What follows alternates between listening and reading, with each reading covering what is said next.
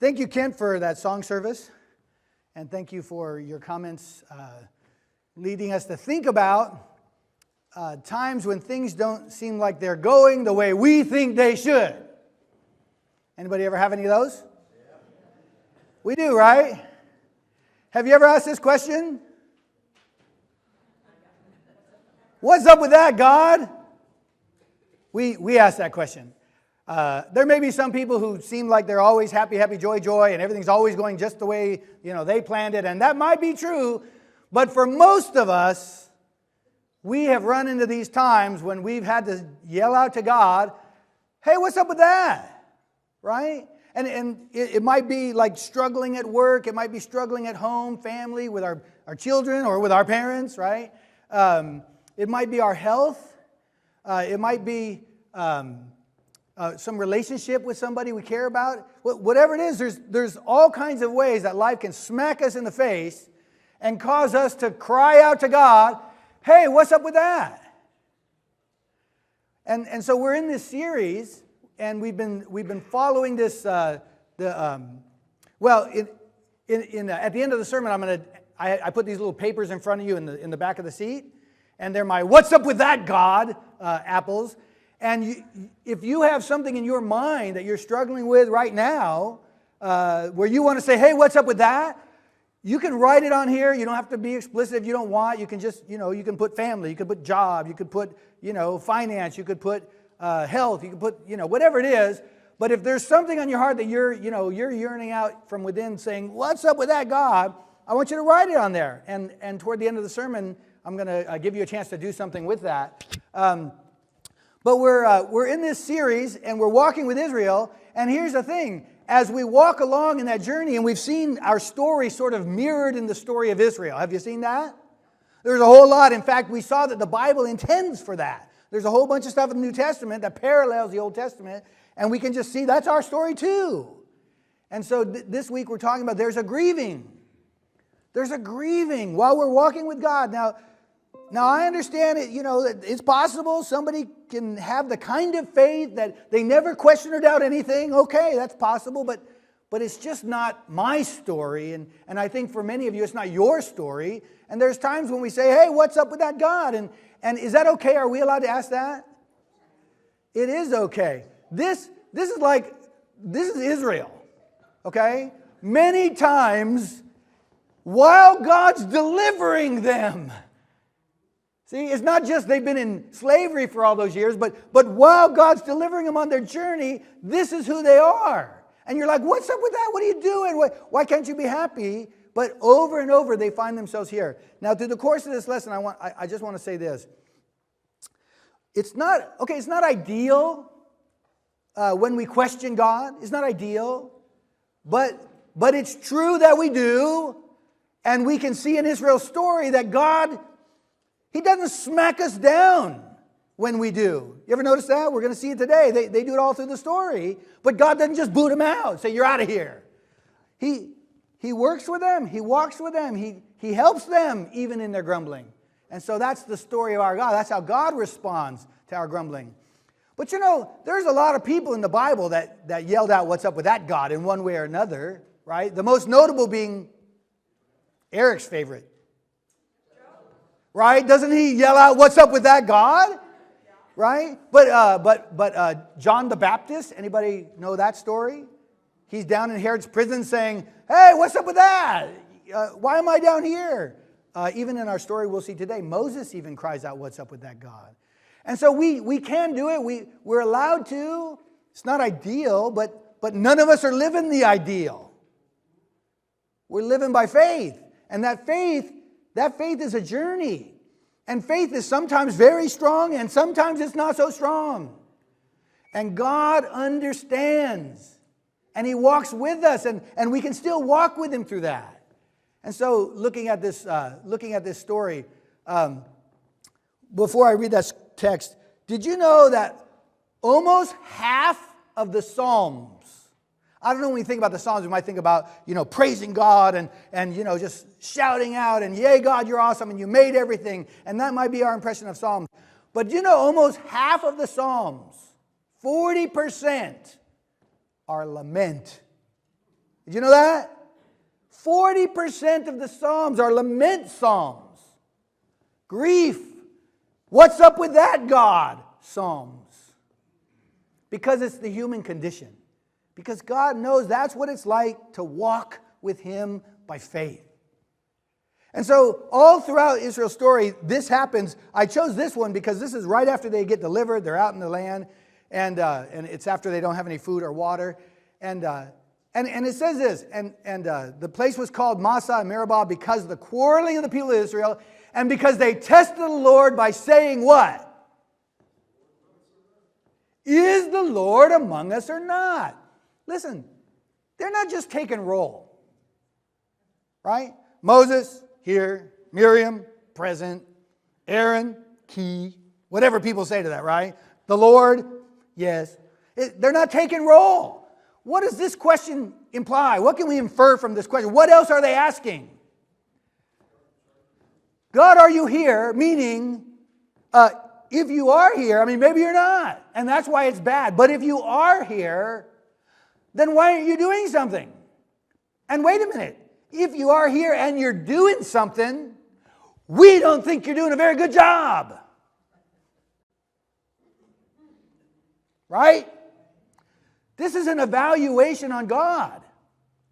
This is a challenge to God's rule. Like, hey, what are you doing? Because we don't think you're doing a good job. You're getting a D for today, right? Maybe an F. This is what's happening all throughout Israel's journey. They're challenging God. Not just are you here, but are you for us? And if you're for us, why are we going through this stuff? And so is the Lord among us or not? I want you to remember that. We're going to talk about that a little later. So here's these people, here's the Israelites, and they're grumbling over and over and over. What's up with that God? And so I just want to look at a few of the circumstances that they find themselves in. Anybody know this story? So here's God. After all these hundreds of years, He's coming to deliver them. And so Moses tells Pharaoh, hey, let our people go out there to worship God. And Pharaoh thinks, you guys have too much time on your hands. And so we're going to make you make the same amount of bricks, but we're not going to provide straw. And so things sort of get bad for the Israelites, and some of the Israelite leaders get beat over it. And the text says this: the Israelite overseers realized they were in trouble when they were told, you're not to reduce the number of bricks required for each day. When they left Pharaoh, they found Moses and Aaron waiting to meet them, and they said, may the Lord look on you and judge you. You've made us obnoxious to Pharaoh and his officials, and have put a sword in their hand to kill us. And Moses returned to the Lord and said, and here's Moses saying, what's up with that, right? Why, Lord, have you brought trouble on this people? Is this why you sent me? Ever since I went to Pharaoh to speak in your name, he's brought trouble on this people, and you've not rescued your people at all. Maybe expecting a lightning bolt right around, right? But no, God has big shoulders. He can take it. And so here's Moses saying, what's up with that God? And he's doing it on behalf of all the people that are saying, what's up with that God? Why is this happening? This is no good. We don't like it. We don't think you're doing a good job. Let me ask you this. In the bigger picture, what's going on here? It's the beginnings of what? Deliverance. Pharaoh's being challenged. Pharaoh's about to be smacked down. His will's about to be broken. Did I just hit that? I'm sorry. Hey, it works though. Backwards and forward. His will's about to be broken. And God's about to deliver His people. Don't they see that? Don't they know? Didn't they hear from Moses that God's about to take you out of here? Why aren't they celebrating? Can't they see? No, of course not. They don't know all that. What do they know? Right now we're having to make bricks without straw. Right now our foremen are getting beat up. You're making things worse for us. All they can see is right now. Tunnel vision. This is our focus. Anybody else ever been there? It's a human condition. We get there. It's the story of Israel over and over. So here they are yelling out, what's up with that God? Why are you doing this? Why don't you do something better than that? Man, if I was in charge, I'd do it this way. It's a hard place to be. But God understands it. He doesn't strike them down right there. He continues this process. And so that takes us out to the Red Sea. Do you know the story when they get out to the sea? The sea's not already open. You got that? So they get out there, and it doesn't look like there's anywhere to go. But they look behind them, and what's happening? Pharaoh's army's coming, and they look mad. And we're either going back into slavery, or we're going to get beat up, and some of us are going to die. Either way, this doesn't look good. And so the text says, as Pharaoh approached, the Israelites looked up, and there were the Egyptians marching after them, and they were what? Terrified, and cried out to the Lord. And they said to Moses, was it because there were no graves in Egypt that you brought us to the desert to die? What have you done to us by bringing us up out of Egypt? Didn't we say to you in Egypt, leave us alone? Let us serve the Egyptians. It would have been better for us to serve the Egyptians than to die in the desert. What are they yelling? What is up with that, God? This isn't a good plan. And I would say, okay, hold on a second. Looking at the big picture, did they forget about the 10 plagues? Can they not see that God just smacked down on Pharaoh and broke his will and delivered them out? Can't they see that? Don't they know he has the power to do whatever it takes to deliver them? The answer is what? No! They don't know that. Does God have the power to deliver them? Yes! But they can't see that right now. All they see is, we're in danger. We're in big trouble. Things are really bad right now. And so they're crying out, what's up with that, God? And what does God do? Well, he continues. God's still doing his thing, right? The people are kind of going like this, you know. Hey, yay, we're free. Oh, no, God's he's against us. Oh, yeah, we're crossing the sea. Oh, no, God's against us. The people, but God is still doing his thing, right? But they're crying out, what's up with that, God? Last week we talked about when there was no bread. And of course we know the people grumbled, and you bring us out here to die. There's no bread, there's no water. You know, are you with us or not? But later on, just to throw it in here, after a while, that bread they were begging for, they got sick and tired of that, and they started complaining again. What's up with that, God, right? So this is like, it's in their nature. What's up with that, God? What's up with that, God? You know, we're going to starve out here. Why'd you bring us out here? And we could say, did you forget that the Red Sea just parted? Did you forget that God just brought all these plagues on Israel? How could you forget all that? Can't you see what God is doing? And the answer is what? No. All we see is that we're hungry. All we see is that we're thirsty. And so what's up with that, God? The last one, you recognize this? Anybody know this story? On the journey, they've left Egypt. They've been delivered. God wiped, the Egyptians out, the army out. They've crossed over. God beat up the Amalekites on the way. He's provided food and water, and he's got them all the way over there. And now it's time to enter the promised land. Yay! And so 12 guys go in there to check it all out. And they find out it's flowing with milk and honey and water like the garden of the Lord. And the fruit, the grape bunches? The grape bunches are this big, the grapes are this big. And they're like, well, it's all... No, but even though that's true, that's not their story. They come back and some of them say this. But the men who had gone up with them said, we can't attack those people. They're stronger than we are. And they spread among the Israelites a bad report about the land they had explored. And they said, the land we explored devours those living in it. And all the people we saw there of great size. And we saw the Nephilim there. The descendants of Anak come from the Nephilim. They're talking about like Goliath's relatives, okay? And he said, we seem like grasshoppers in our own eyes, and we look the same to them. And again, my question is, were you not there when God took out Pharaoh and his army? Were you not there?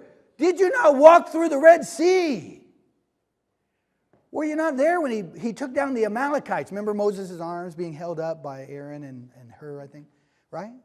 Were you not there? Did you not see that? Did God not provide miraculously for you all the way through? Could they see all of that? No. What could they see?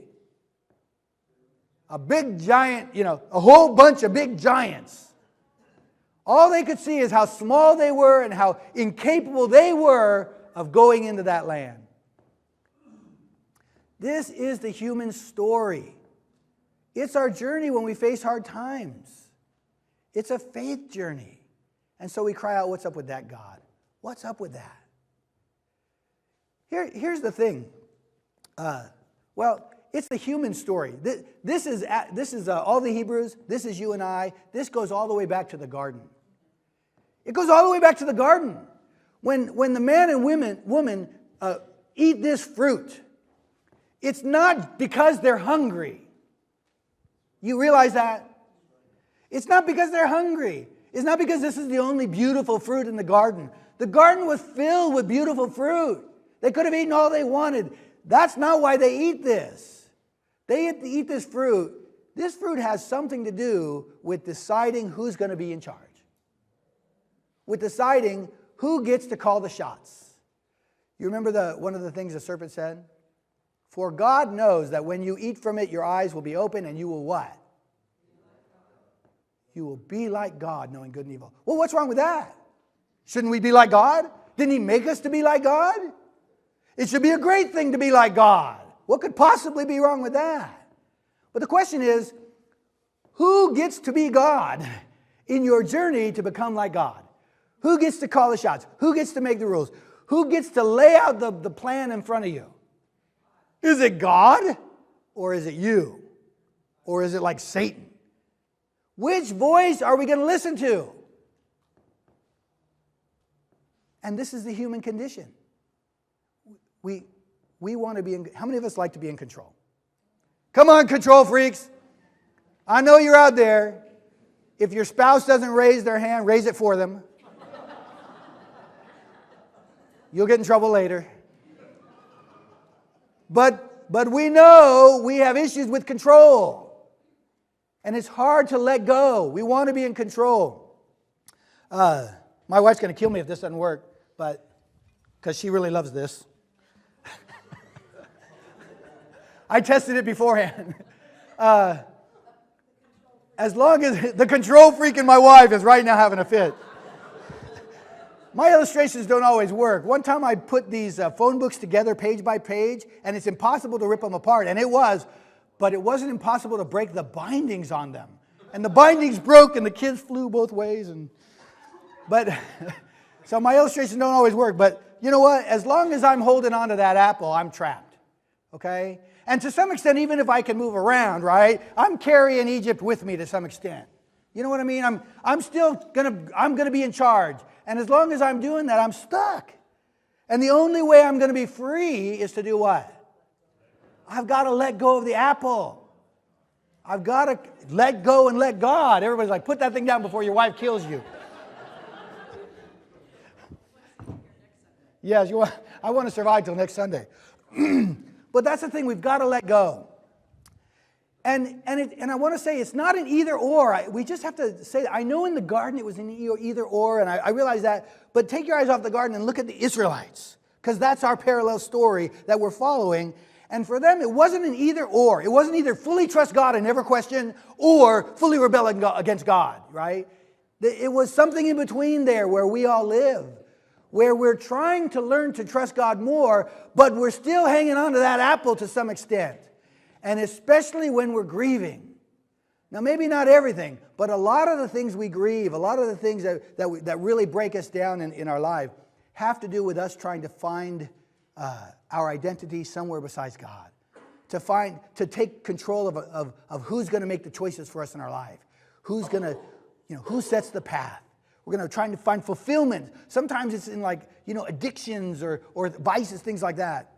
But even when we're grieving, the loss of a loved one, even when we're grieving the loss of a job, even when we're grieving the loss of our health, even when we're grieving these things, there's a faith challenge.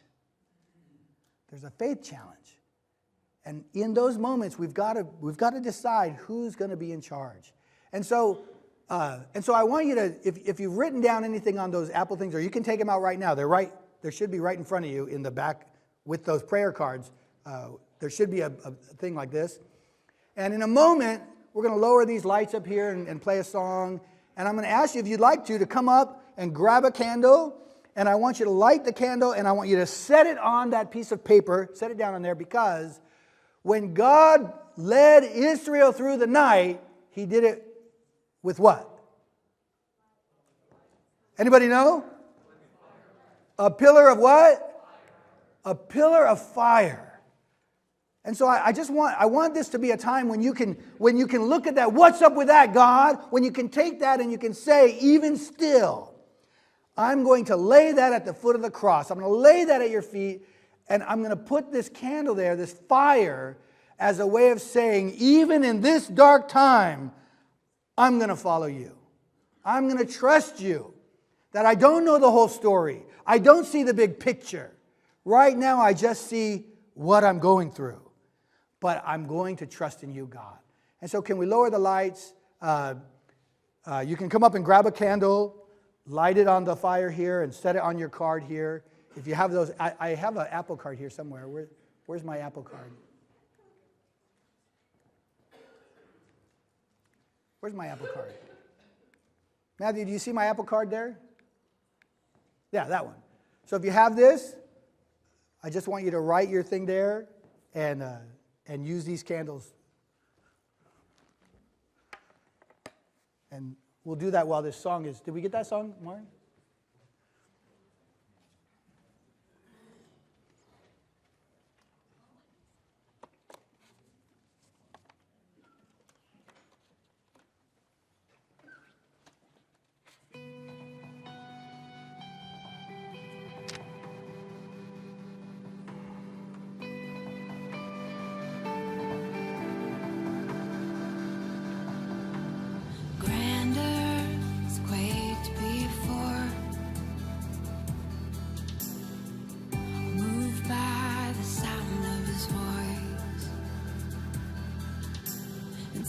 That are shaken and stirred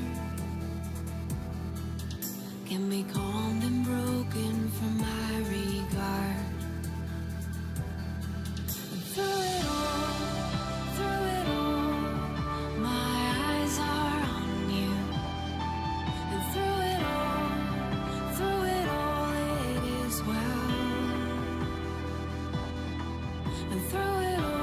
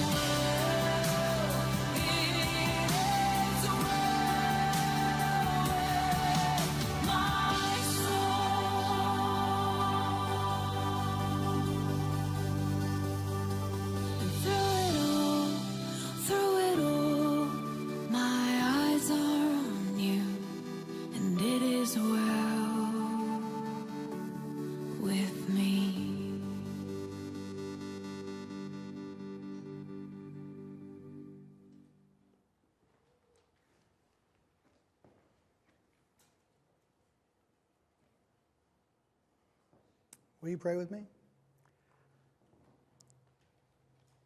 Holy Father, I just want to lift up all of the prayers and the what's up with that gods that are on this table. Father, I pray a blessing on each one of us as we try to let go of that apple, let go of that control. Even when the storms are raging, Father, that we could find ourselves with Jesus sleeping in the boat. For some of us, for myself, that's a long ways off. But we know you're leading us to there. We know that you want us to come to trust you that completely. And so, Father, I pray that you'll help each one of us in this commitment to just keep our eyes focused on you and to take them off the wind and the waves. And Father, just bless us as we try to be the flesh of Christ and glorify you in this life through the great times and through the tough times. And we just love you and thank you for your presence in our lives. We pray this in Jesus' name. Amen. Well, thank you for participating in that. I hope that was a blessing to you. Kent is going to lead us in a song, and we have some cards there that you can turn into the center. Our shepherd will pick them up on the way up for a prayer. And if you're visiting, you can fill out one of those cards and let us know you're here. But whatever's on your heart, whatever you need, we're here for you. Let's stand and sing this song together.